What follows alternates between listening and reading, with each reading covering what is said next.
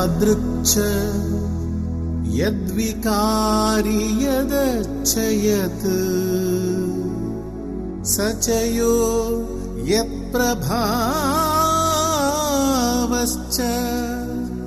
तस्मात्सेन मे शृणुः.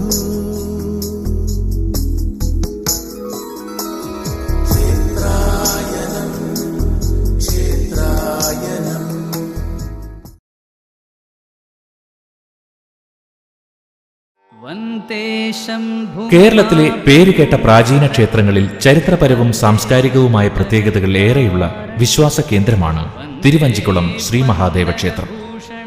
ദക്ഷിണ ഭാരതത്തിലെ ശൈവഭക്തന്മാരായ പെരുമാക്കന്മാരുടെ കാലത്ത് രാജകീയ ദേവാലയമായി ഇതറിയപ്പെട്ടു.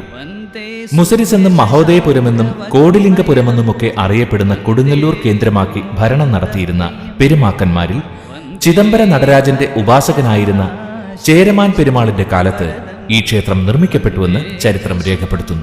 കേരളത്തിലെ പ്രാചീന മണിപ്രവാള സാഹിത്യത്തിന് അടിത്തറയിട്ട ശൈവോപാസനയുടെ ശക്തി കേന്ദ്രമായിരുന്നു ഈ ക്ഷേത്ര സങ്കേതം. മണിപ്രവാള ആകൃതിയായ ചക്രവാക സന്ദേശത്തിൽ തിരുവഞ്ചിക്കുളത്തെ പ്രകീർത്തിക്കുന്നുണ്ട്. കേരള മാഹാത്മ്യത്തിന്റെ ഏടുകളിലും തിരുവഞ്ചിക്കുളത്തപ്പന്റെ പരാമർശം കാണാം. ചിലപ്പതികാര കർത്താവായ ഇളങ്കോ അടികളുടെ ഇഷ്ടദേവനാണ് തിരുവഞ്ചിക്കുളത്തപ്പൻ. ചേര ചക്രവർത്തിമാരായ സുന്ദരമൂർത്തിയും ചേരമാൻ പെരുമാളും തിരുവഞ്ചിക്കുളം ക്ഷേത്രത്തിൽ ഒന്നിച്ച് ഭജിച്ചിരുന്നതായി ചേക്കിഴാരുടെ പെരിയ പുരാണം പറയുന്നു.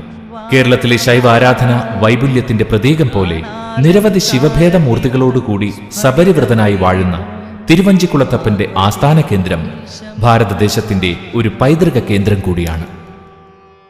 തൃശൂർ ജില്ലയിലെ കൊടുങ്ങല്ലൂർ താലൂക്കിൽ സ്ഥിതി ചെയ്യുന്ന തിരുവഞ്ചിക്കുളം ക്ഷേത്രത്തിന്റെ തിരുനടയിൽ നിന്നുകൊണ്ട് ക്ഷേത്രായനം ഈ എപ്പിസോഡ് സകുടുംബ പരിവാര സമേതനായ തിരുവഞ്ചിക്കുളത്തപ്പന്റെ തൃപാദങ്ങളിൽ തന്നെ സമർപ്പിക്കുന്നു. കല്യാണം നോവിധത്താം കടകതടല സത്കൽപവാടി നികുഞ്ച ക്രീഡാ സംസക്ത വിദ്യാധര നികരവധൂ ഗീത രുദ്രാപദാനഃ താരൈർഹേരംബനാദൈസ്തരലിത നിനദത്താരകാരാതികേകി കൈലാസശർവനിവൃത്യഭിജനകപദഃ.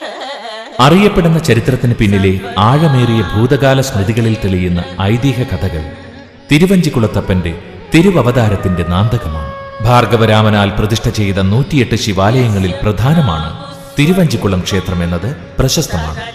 ത്രേതായുഗത്തിന്റെ ഒടുവിൽ അമ്മയെ നിഗ്രഹിച്ചതിന്റെ പാപം തീരാൻ അത്രി മഹർഷിയുടെ ആജ്ഞാനുസരണം ഭാർഗവരാമൻ ശിവനെ ദീർഘതപസ് ചെയ്തു.